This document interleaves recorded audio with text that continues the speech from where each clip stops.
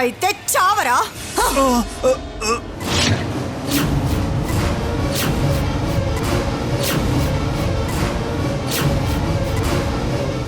చెప్తావా లేదా?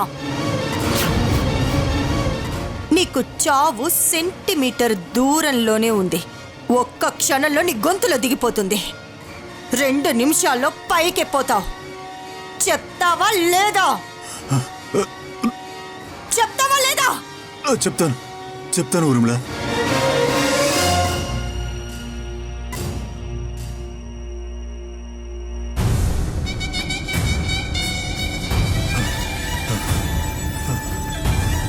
Thank you Vishwam, thank you very much.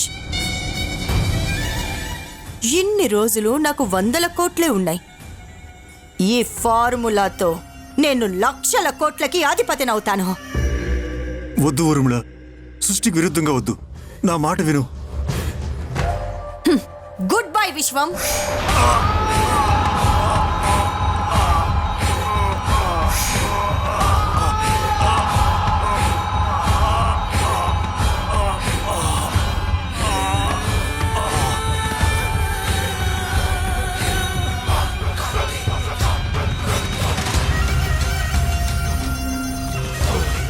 Good bye విశ్వం. నీలాంటి నిజాయితీ పరులంతా ఇంతేరా. దేశం అంటారు, న్యాయం అంటారు, నీతి అంటారు, నిస్వార్థం అంటారు. నీలాంటి వాళ్ళకి నేను చెప్పేది ఒక్కటే, నీ స్వార్థం నువ్వు చూసుకుంటే బాగుపడతావు. నిస్వార్థంతో ఉంటే ఇలాగే పైకి పోతారు. Rest in peace.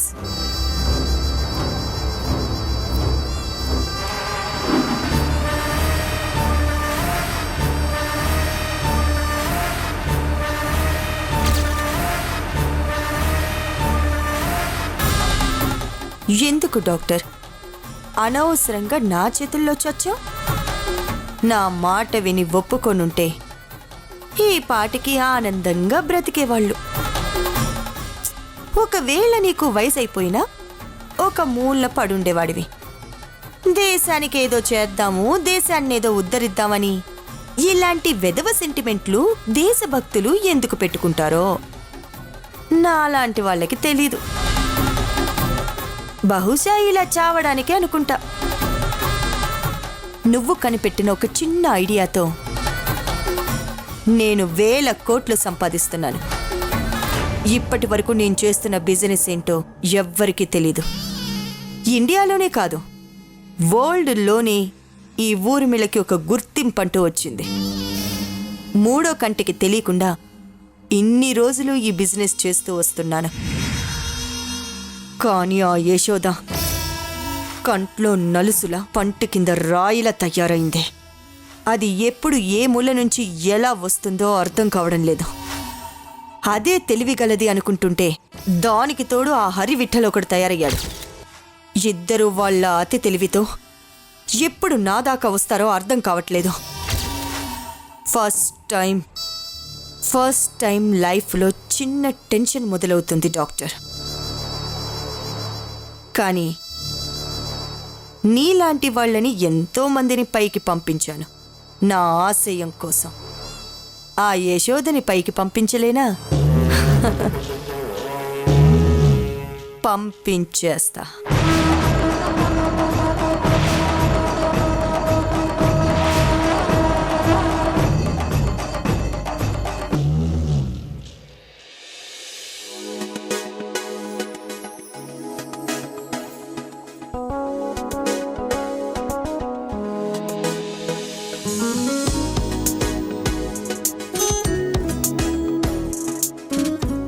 నా మనసులో ప్రేమని ఎలా వ్యక్తం చేయాలో అర్థం కావట్లేదు యశోద.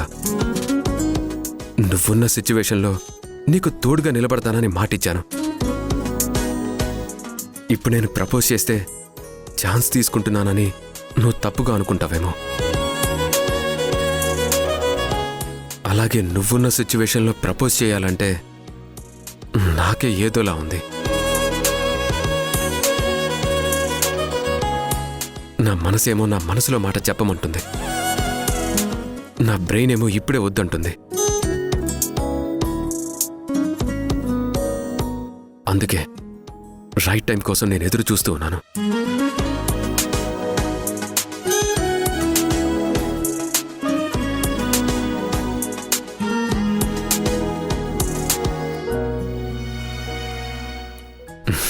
Yashoda, thank you Hari.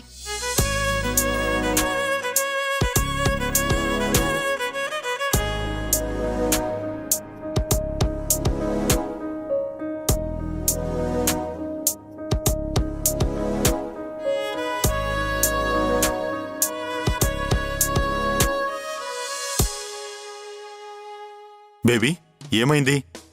ఎవరతను అలా చూస్తున్నావు? హాయ్ బేబీ, బాగున్నావా? కనపడ్డం లేదా? బ్రహ్మాండంగా ఉన్నాను. బేబీ ఎవరు? తెలిసినతనా? అవును, చాలా బాగా తెలిసినతను. ఓహో, నేను మెడిసిన్ చదువుతున్నప్పుడు నా క్లాస్మేట్ అని చెప్పానే మీకు, హరిబెట్టెల్. వాడే వీడు. Hi Hari, this is Praveen. Nice to meet you. Nice to meet you. ఎవరి అమ్మాయి? నీ లవరా?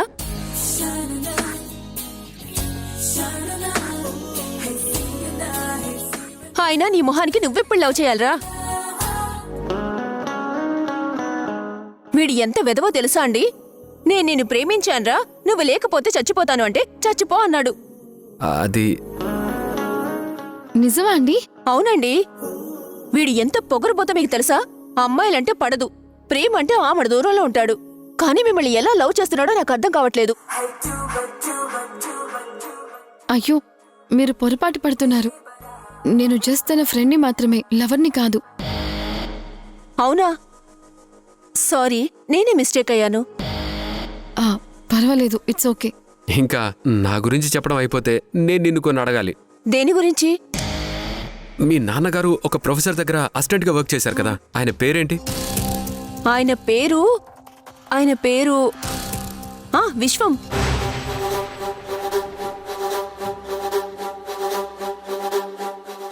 విశ్వమా?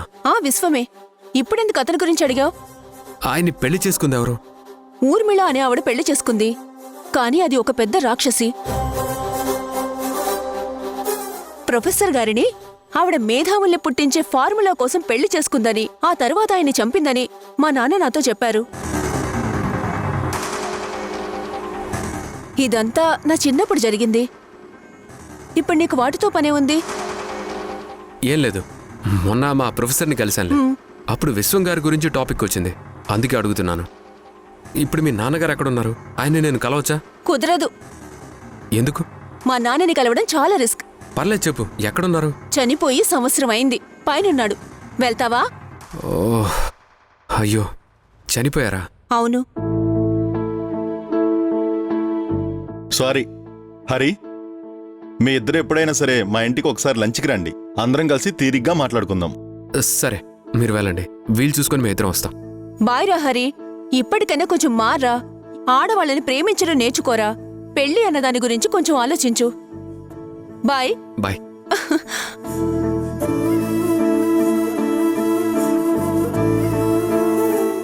వీళ్ళ నాన్న బ్రతుకుంటే మనకి చాలా వరకు information దొరికేదే Yashoda.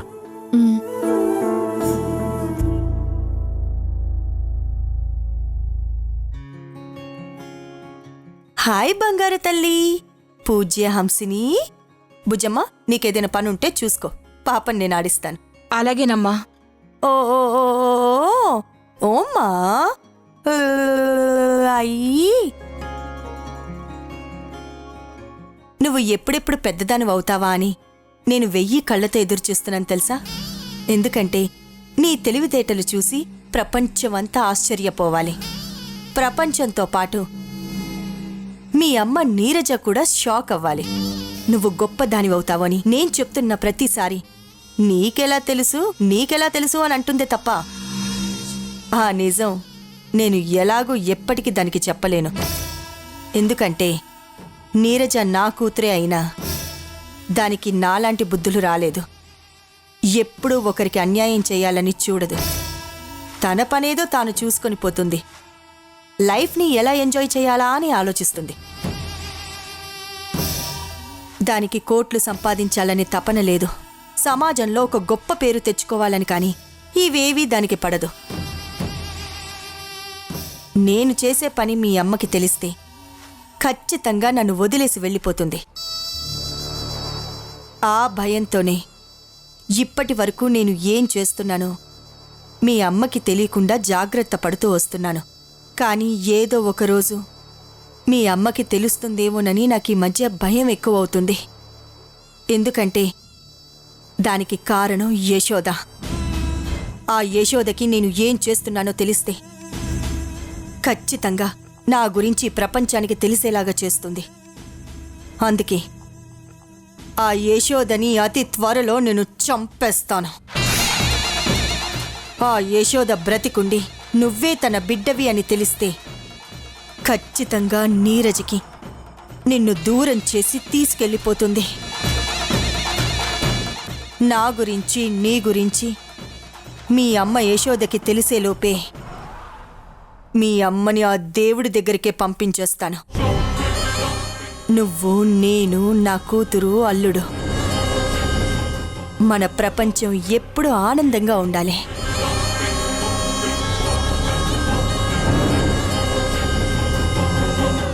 Hi mummy. Hi.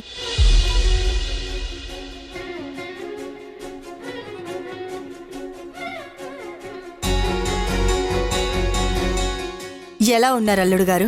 బాగున్నాను అత్తయ్య గారు, మీరెలా ఉన్నారు? నాకే నేను బ్రహ్మాండంగా ఉన్నాను. అవును మమ్మీ, ఇంతకీ బారసాలు ఎక్కడ ప్లాన్ చేసావు? నువ్వెక్కడ ఏర్పాటు చేసావో నాకు తెలీదు, కానీ ఆ ఏర్పాట్లు ఇంతకుముందు ఎన్నడూ ఎవ్వరూ చేసుండకూడదు. నెక్స్ట్ 5 years వరకు మనం చేసిన బారసాల గురించి మాట్లాడుకోవాలి. బారసాలకి నా ఫ్రెండ్స్ అందరినీ పిలుస్తాను. ఒక రకంగా చెప్పాలంటే అది మా గెట్ టుగెదర్ లాగా ప్లాన్ చేస్తాను. చెప్పు మమ్మీ, ఏ హోటల్ బుక్ చేయమంటావు? 7 star హోటలా, 5 star హోటలా? ఎక్కడా? గుడిలో.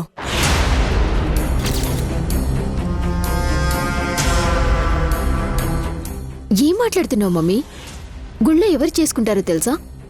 డబ్బు లేని వాళ్ళు, ఫ్యామిలీస్ ఎక్కువగా లేని వాళ్ళు, ఫ్రెండ్స్ ఎక్కువగా లేని వాళ్ళు, అలాంటి వాళ్ళు చేసుకుంటారు. మా ఫ్రెండ్స్ అందరినీ పిలుద్దామని నేను అనుకుంటుంటే నువ్వు గుళ్ళో పెడితే వాళ్ళందరినీ ఎలా పిలవాలి మమ్మీ? నేనే నీ ఫ్రెండ్స్ ఎవరిని పిలవద్దు అని చెప్దామనుకున్నాను. పూజ్య హంసనికి దేవుడి ఆశీస్సులు అవసరం. అలాగే పూజ్య హంసిని పేరు మీద ఒక చిన్న హోమం కూడా జరిపించాలి. కాబట్టి గుడిలోనే బారసాల ఏర్పాట్లు చేశాను. నేనొకటి ప్లాన్ చేస్తే అది నాశనం చేయటానికి నువ్వుంటావు మమ్మీ. సంజయ్, గుళ్ళో చేయడం నీకైనా ఇష్టం ఉందా లేదా నీకు ఇష్టం లేదా? నాకు ఇష్టమే అత్తయ్య. నీరజ అలిగింది కాస్త నీ భార్యకి అర్థమయ్యేలా చెప్పు. మీ అమ్మాయి నా మాట విందత్తయ్య, మీ మాటే వింటుంది. మీరే చెప్పి చూడండి. నీరజ, నువ్వు అలిగినా బాధపడ్డా సరే దీని బారసాల జరిగేది గుడిలోనే. రేపు ఉదయాన్నే రెడీగా ఉండండి, అందరం కలిసి గుడికెళ్దాం.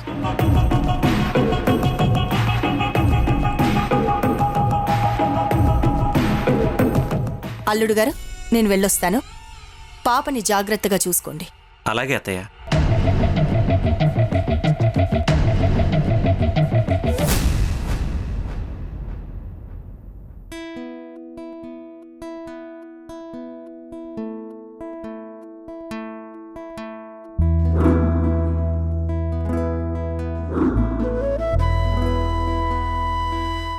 ఎవరి అమ్మాయి? నీ లవరా?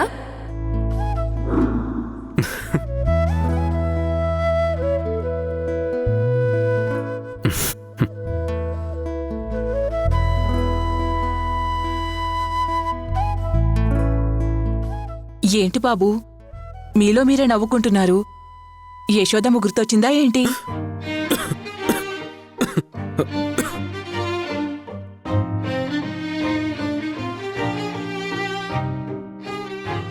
అలా పొలమారిందంటే యశోదమ్మ గురించి అయ్యుంటుందిలే.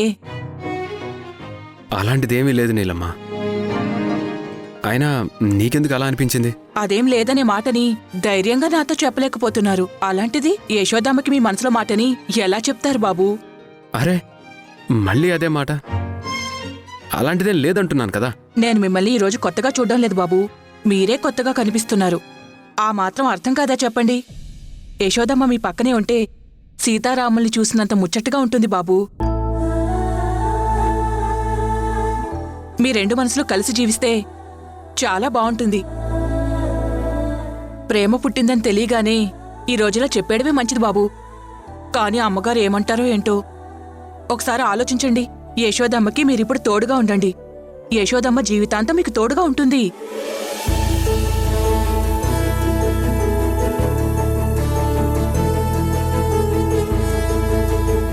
నువ్వేమైనా నా మేనకోడలువా, లేకపోతే నా కొడుకు ఏమైనా నీ మెళ్ళో తాళి కట్టాడా? నంగ నాచిలాగా ఏడుపు మొహం పెట్టుకుని నా కొడుకుని వెంటేసుకుని తిరక్కు. నువ్వు మాకు చేసే మేలు ఏదైనా ఉందంటే అది మళ్ళీ నువ్వు మా ఇంటి గడప తొక్కకపోవడమే. అమ్మ ఏమనుకున్నా సరే, తను కోప్పడినా సరే, యశోద నాకు కావాలి. యశోదతోనే నేను జీవితం పంచుకోవాలి.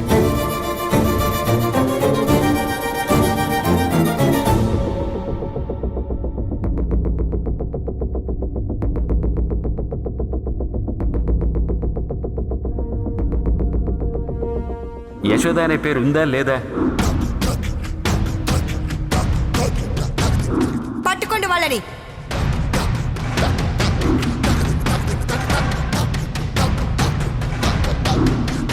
ఈ అమ్మాయి గురించి హాస్పిటల్ వాళ్ళకి నిజం తెలిసిపోయి ఉంటుంది. అందుకే ఇలా చంపేసి ఉంటారు. 100% ఆ హాస్పిటల్ ఫెయిర్ కాదు. ఎందుకంటే పేషెంట్ డీటెయిల్స్ పేషెంట్ అడుగుతుంటే ఎవరు చెప్పకుండా ఎందుకుంటారు? అంటే నా మీద కూడా ఇలాంటి ప్రయోగమే జరిగిందన్నమాట. ఖచ్చితంగా ఈ ప్రయోగం నా మీద చేసింది కూడా ఆ ఊర్మిళనే అయి ఉంటుంది. ఈ ప్రయోగం ఊర్మిళ చేసింది కరెక్టే. కానీ నా కడుపులో బిడ్డ పెరుగుతున్నన్ని రోజులు నేనేం చేశాను? ఆ 9 నెలలు ఏం జరిగింది? అసలు నాకొక్క ముక్క కూడా గుర్తుకు రావడం లేదు. నాకిలా గుర్తు రాకపోవడానికి కూడా వాళ్ళు ఏదో చేసి ఉంటారు. అదేంటో కూడా తెలుసుకోవాలి. కానీ దానికంటే ముందు నేను 9 నెలలు మోసిన నా బిడ్డ ఎక్కడుందో నేను తెలుసుకోవాలి. అసలు నా కడుపున పుట్టింది పాపో బాబో కూడా నాకు తెలియని పరిస్థితిలో ఉన్నాను. ఏ కన్న తల్లికి ఇలాంటి దారుణమైన పరిస్థితి వచ్చిండదేమో. ఇప్పుడు నాకు ఇలా చేసింది ఎవరు అని తెలుసుకోవడం ఎంత ముఖ్యమో, నా బిడ్డ ఎక్కడ పెరుగుతుందో తెలుసుకోవడం కూడా అంతే ముఖ్యం. తెలుసుకుంటాను. నా చుట్టూ అల్లుకున్న చిక్కుముళ్ళన్నిటినీ ఒక్కొక్కటిగా విప్పుకుంటాను. దీని వెనుకున్నది ఎవరైనా సరే, నా ప్రాణమే పోయినా సరే, నేను వాళ్ళని విడిచిపెట్టను.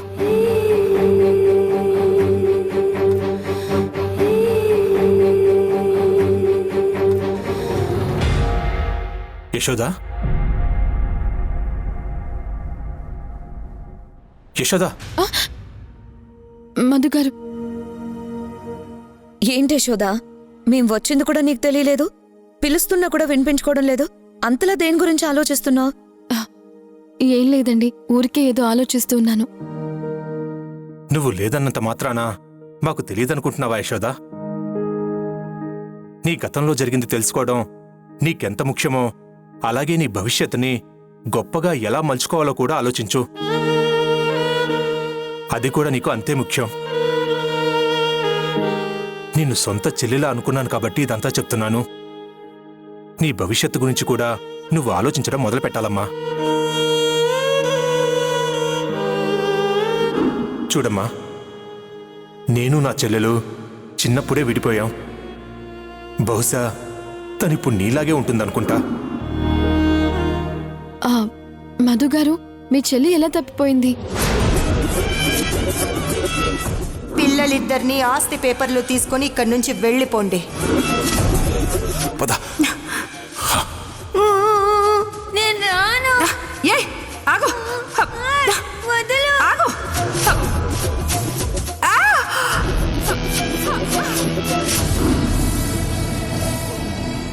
నా చెల్లి తప్పిపోలేదు యశోద. మా ఇంట్లో పనిచేసే వాళ్ళే నా చెల్లిని తీసుకెళ్లారు.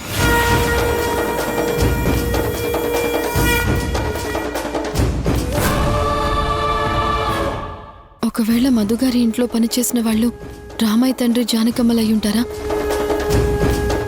మధుగారు వాళ్ళ పేర్లేంటి? సైదులు, రంగమ్మ. అంటే రామయ్య తండ్రి జానకమ్మలు కాదన్నమాట. ఇప్పుడు వాళ్ళ గురించి ఎందుకు అడుగుతున్నావమ్మా? ఏం లేదు మధుగారు, ఊరికే అడిగాను. మధుగారు, దేవిక గారు, చెప్పడం మర్చిపోయాను. రేపు నేను బయటికి వెళ్తున్నాను. రావడానికి కొంచెం ఆలస్యం అవ్వచ్చు. మళ్ళీ మీరు టెన్షన్ పడతారేమోనని ముందే చెప్తున్నాను. నా పని అవ్వగానే వచ్చేస్తాను. సరే, జాగ్రత్త. ఏదైనా పని చేసే ముందు దాని పర్యవసానం ఎలా ఉంటుందో ఒక్కసారి ఆలోచించుకొని చెయ్యమ్మా. నీ శత్రువులకి నువ్వు ఎక్కడున్నావో అని తెలిసేట్లు ఒక్కటి కూడా వదిలిపెట్టకు.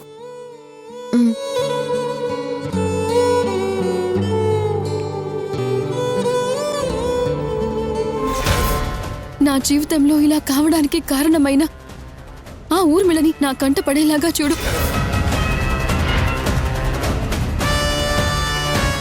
నాకు ఒక పాప పుట్టింది అని, ఆ పాప ఎక్కడుందో నాకు తెలిసేలాగా చూడు.